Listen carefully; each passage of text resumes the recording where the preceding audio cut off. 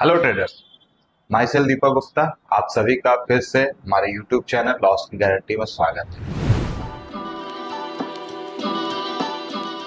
आज हम बात करने वाले हैं कि अपने रिस्क को कैसे मिनिमाइज करें। फॉर एग्जांपल, अगर हम सारे अंडे को एक ही टोकरी में रख देंगे तो वो फूट सकते हैं, तो इसलिए हमें ट्रे में रखना होता है।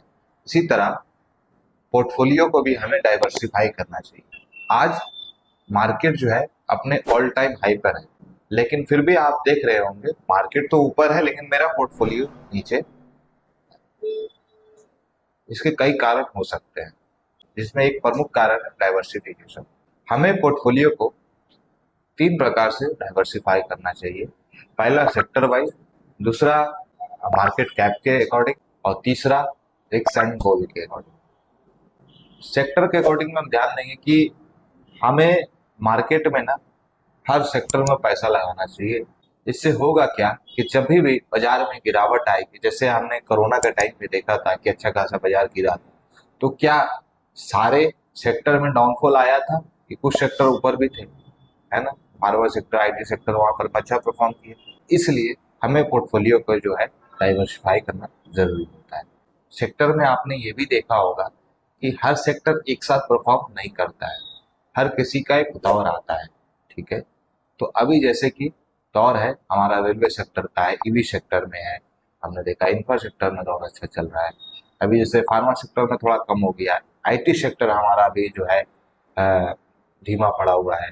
तो बहुत कोई आईटी सेक्टर से निकल रहे हैं, लेकिन उन सबके लिए एक ही सलाह है कि आप आईटी सेक्टर में बने रहें, वो सेक्टर में जल्दी बूम आने को देखने को मिल सकता है।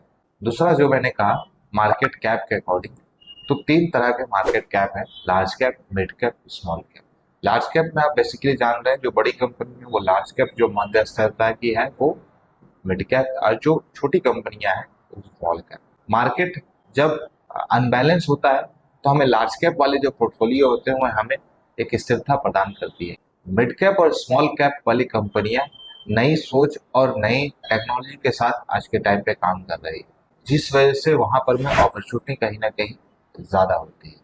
इससे हमारा जो है, अगर हम तीनों पोर्शन को मिक्स करके अपना पोर्टफोलियो में बनाएंगे तो हमें देखने को मिलेगा कि हमारा जो है पोर्टफोलियो बैलेंस भी है और हायर रिटर्न भी मिल सकता है। तीसरा जो महत्वपूर्ण पार्ट है रिस्क एंड गोल का।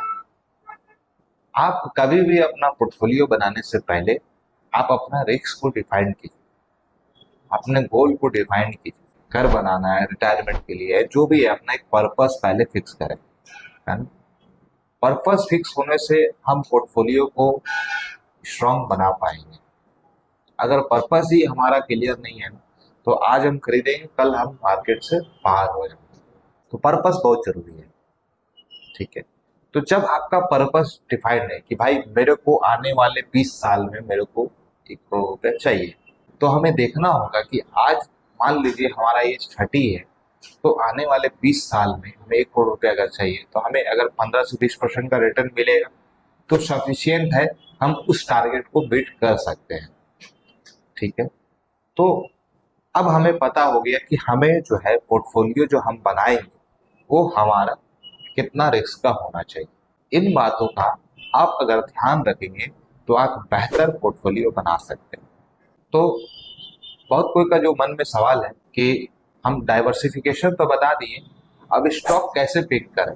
हम तो कोई सीए नहीं है या कोई प्रोफेशनल डिग्री नहीं है, तो हम कैसे सारी चीजों को एनालाइज करेंगे। तो मैं आपको ना अगली वीडियो में कुछ की पॉइंट्स बताने वाला हूँ, जिसके माध्यम से आप बड़ी ही आसानी से, चाहे आप नॉर्मल ग्रेजुएट हो या 12th पास ही क्यों ना हो, आप बड़ी ही आसानी से आइडेंटिफाई कर पाएंगे कि आपके लिए बेटर स्टॉक्स कौन सा है।